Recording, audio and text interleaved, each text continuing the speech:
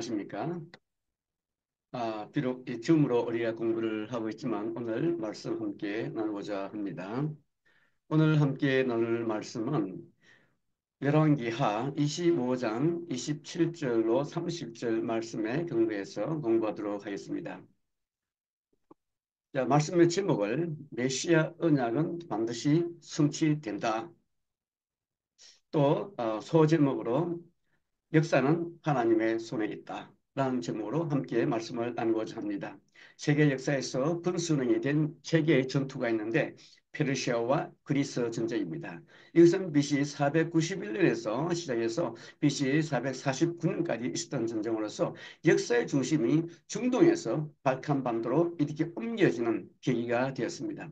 두 번째는 십자군 전쟁으로서 1095년부터 1291년까지 계속된 전쟁이죠. 자, 이것으로 인해서 기독교와 이슬람이 완전히 분리가 되고 동방의 사상이 서방으로 유입이 된 사건이 되었습니다. 그리고 세 번째는 워털루 전쟁으로서 1815년 6월에 시작됐죠. 그래서 이 전쟁으로 인해서 나폴레옹이 무너지고 샤를 제국이 몰락하게 되는 계기가 됩니다. 자, 오늘 여기서 한 가지 더 말씀을 드리고 싶은 것이 바로 갈그미스 전투인데요. 이 갈그미스 전투는 이스라엘 역사에 있어서 정말 큰 분수령이 됩니다. 갈그미스는 메소포타미아와 소아시아를 연결시키는 교통의 요충지에 있습니다. 그리고 이 갈그미스 지역은 시리아 지역이죠. 지금 현재 시리아 지역으로서 그 유프라테스 지역으로 오고 가는 길목에 있기 때문에 굉장히 전략적으로 중요한 요충지이고 또 교통의 중심지였습니다. 아수르 제국이 이렇게 쇠퇴할 때에 이집트가 그죠? 609년이죠. 이 이집트의 바로 누구가 이 유다와 요시아의 군대를 머기토 전투에서 승리를 하게 됩니다. 이것이 역대하 35장에 기록되어 있습니다. 그 후에 이제 이 정복한 도시가 바로 이 갈그미스 지역입니다. 갈그미스 전쟁이라고 하는 것은 BC 605년에 아수르의 동맹국인 애굽왕 바로드고의 그 바빌론 왕 그 느부갓네 2세가 갈그미스에서 지역에서 싸운 격돌한 전쟁을 가리킵니다. 그러니까 애굽과 그 바빌론의 전쟁이죠. 그리고 애굽 왕 바로드고와 느부갓네살 2세의 전쟁이 바로 갈그미스 전쟁입니다. 이 전쟁은 바로 직접적으로 남유다 10대, 16대 왕인 요시아 왕과 직접 연결이 있죠. 그리고 요시아와 바로누가의 머깃도 전쟁과 연관이 되어 있고, 그 다음에 간접적으로는 요시아가 죽고 난 다음에 요시아의 아들 그 네왕, 마지막 그 유다의 네 왕의 그 잦은 왕위 교체 사건과도 연관이 있습니다. 그 마지막 네 왕위는 이제 여호아스, 여호야김, 그다음에 여호야긴, 시드기야죠. 자, 가게미스는 BC 15년경에는 애국 왕 투트모스 3세가 지배를 하게 되고 또 14기경에는 히타이트, 이게 해족성이죠. 히타이트의 스피룰리우스 1세가 또 지배를 합니다. 서로가 지배하고 또 물러나고 지배하고 물러나는 이런 각축전이 벌어지는 곳이 바로 가게미스 지역이 있는 것입니다. 그러다가 BC 1200년경 히타이트 제국이 이제 멸망과 함께 잠시 도시 국가를 형성하긴 하지만 BC 8, 9세기경에 다시 아수르의 속국이 되고 또 조언까지 바치게 되죠. 그리고 BC 717년에 아시리아의 사르곤 2세에 의해서 가게미스가 완전히 병합이 되고 아수르의 한 성읍이 됩니다. 그러다가 그 후 다시 BC 605년경에 가게미스 전투에서 바벨론 왕 느부갓네살 2세가 아수르 군대를 완전히 격파하죠. 그래서 이 성읍을 차지하게 됩니다.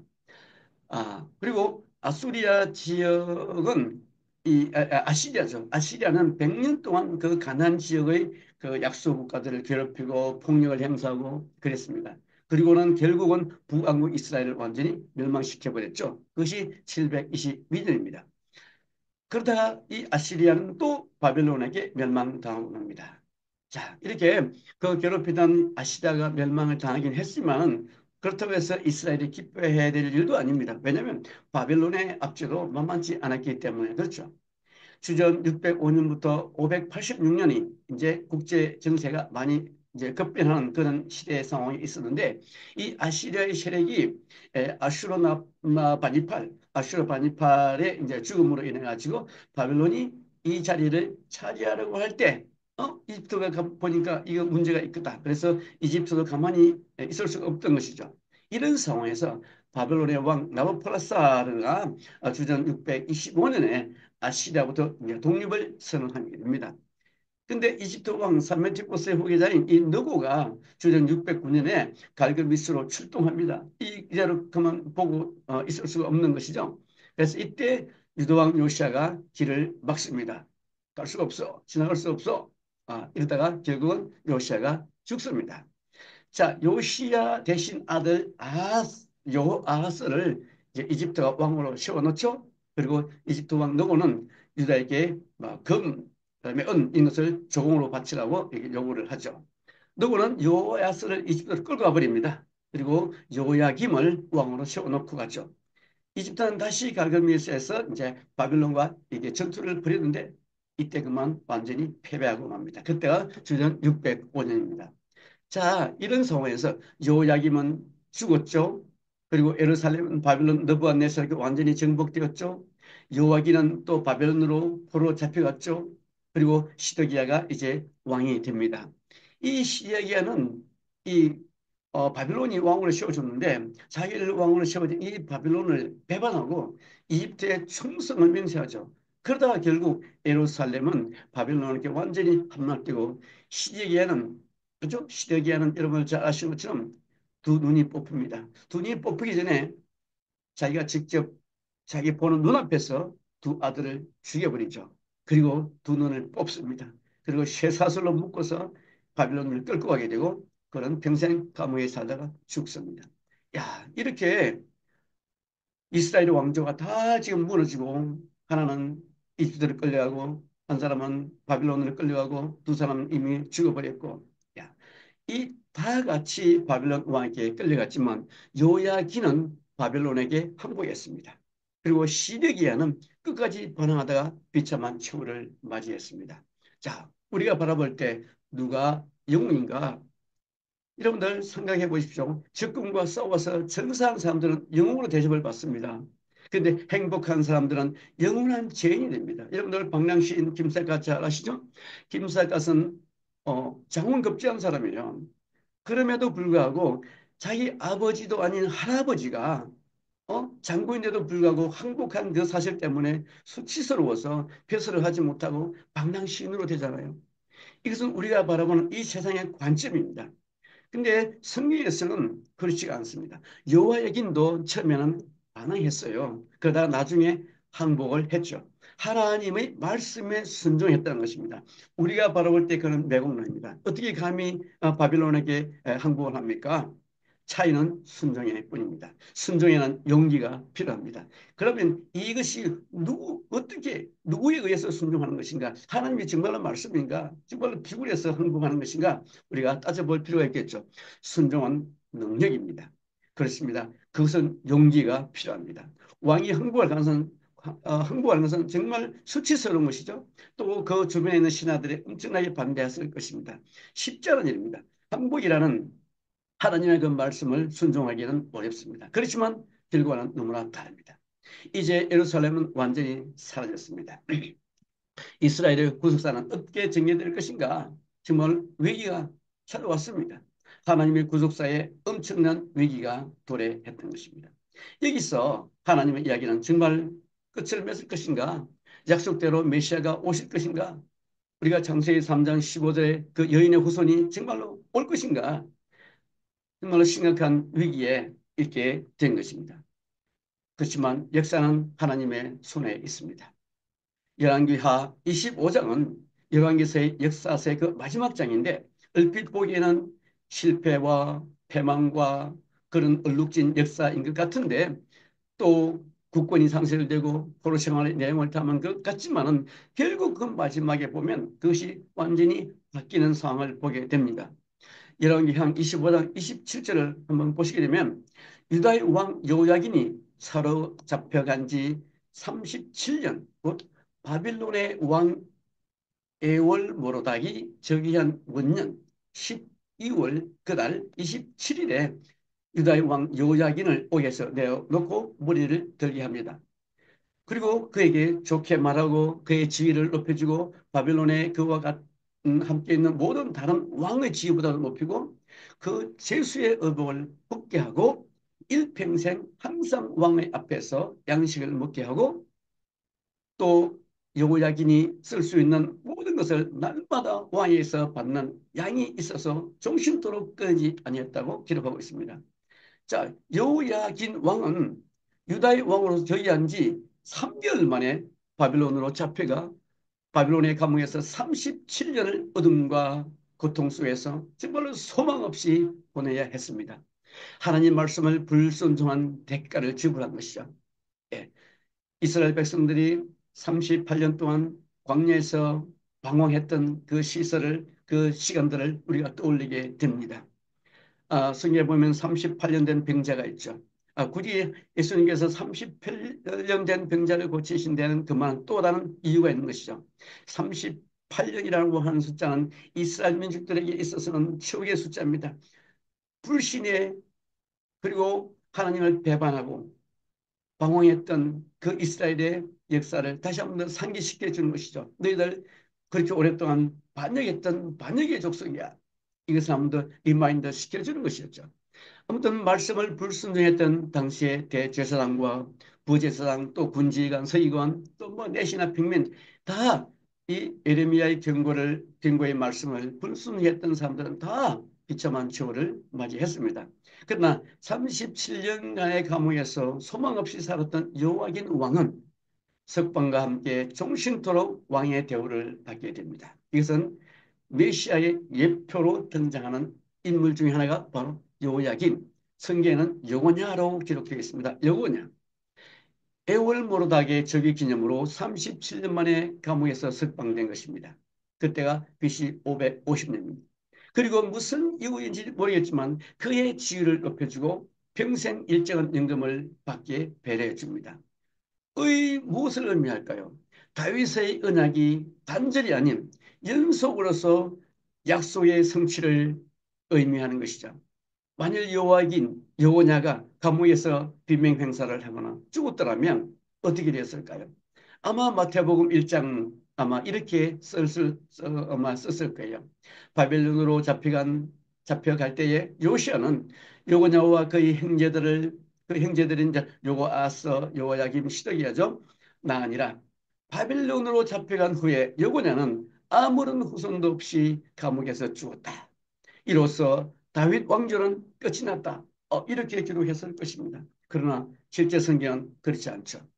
하나님께서는 하나님의 약속을 반드시 이루시고 다윗의 씨를 남겨놓으신 것입니다.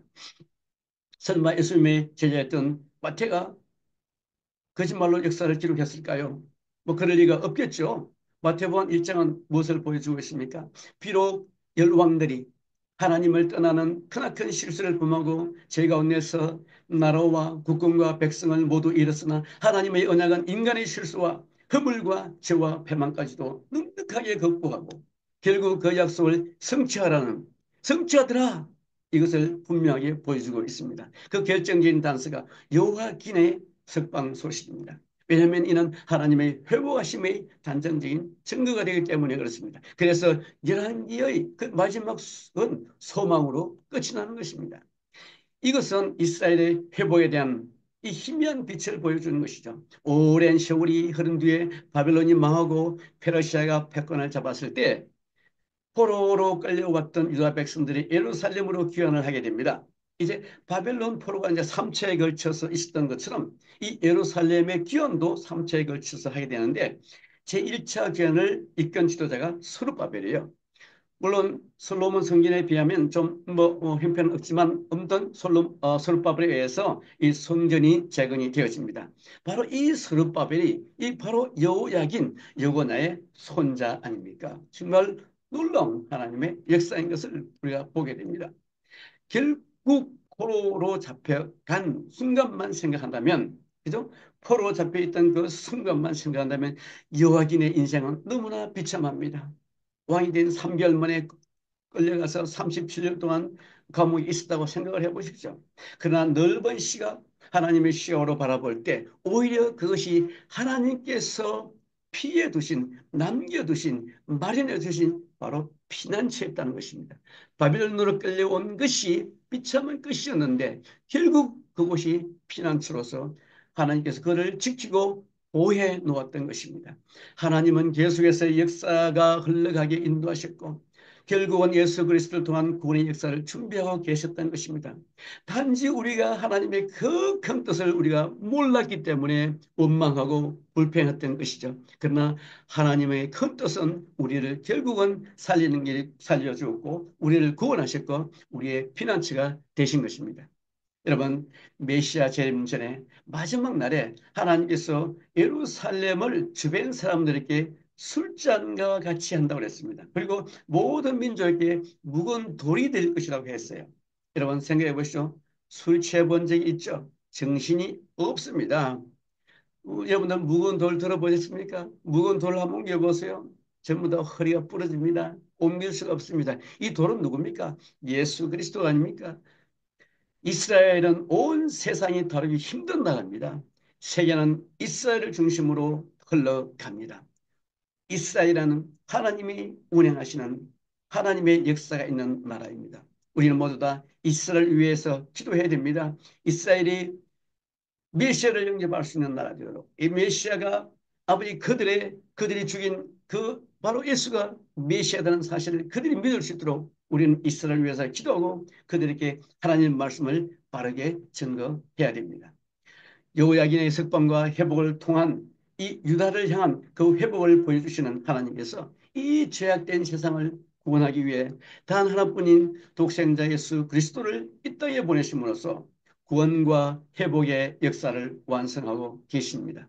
세상에는 공짜가 없죠. 죄의 대가를 반드시 지불해야 됩니다. 바로 예수님께서 여러분들의 죄를 다 도말하셨습니다. 죄의 포로로 어둠의 감옥에 갇혀있던 그 인생에게 소망의 빛을 주시는 예수 그리스도를 만나셔야 이 탐욕의 우상에서 벗어날 수가 있습니다. 그래야 세상적 가치관에서 성경적 가치관으로 맹목적인 삶에서 영적인 삶으로 변화될 수가 있습니다. 세상을 바르게 볼 수 있는 여러분들 영적인 눈을 가지셔야 됩니다. 믿음의 눈으로 세상을 바라봐야 됩니다.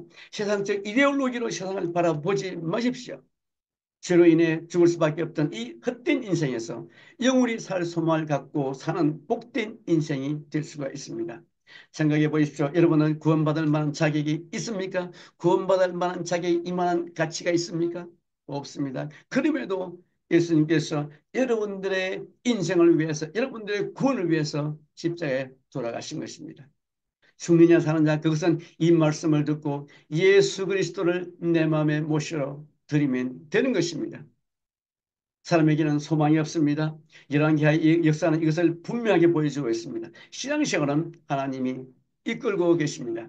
믿음도 하나님이 주시는 선물인 것입니다. 그래서 믿음을 구하십시오. 하나님께 도움을 구하십시오. 소망은 하나님의 주권적인 역사에서 비롯된 믿음의 결론입니다. 실수와 허물과 죄가 있어도 절대 낙심해서는 안 됩니다. 여호와긴을 석방시켜서 지기를 복원시키는 것을 보십시오. 대한민국 희망이 있습니다. 여러분을 믿으십시오. 대한민국 하나님이 쓰실 것입니다.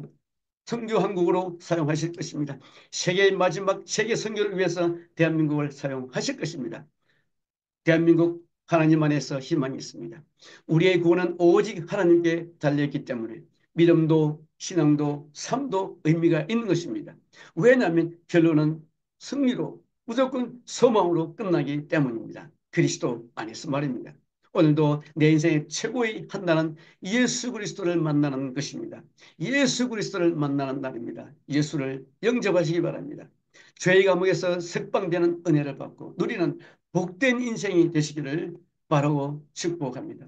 비록 실패하고 패배하고 상실하여도 결론은 소망으로 매듭지으시는 그 하나님의 은혜를 끝까지 붙잡고 항상 그 은혜를 사모하게 되기를 여러분들 기도하십시오. 기도하면 은총의 표적이 나타납니다. 하나님의 선한 증거가 나타납니다. 이것이 기도하는 이유 아니겠습니까? 알파와 오메가 되신 예수님의 이름으로 여러분들을 축복합니다. 날마다 여러분들 기도하시면서 믿음으로 사는, 믿음으로 승리하는 여러분들 되시기를 예수 그리스도 이름으로 완전히 축복합니다. 감사합니다.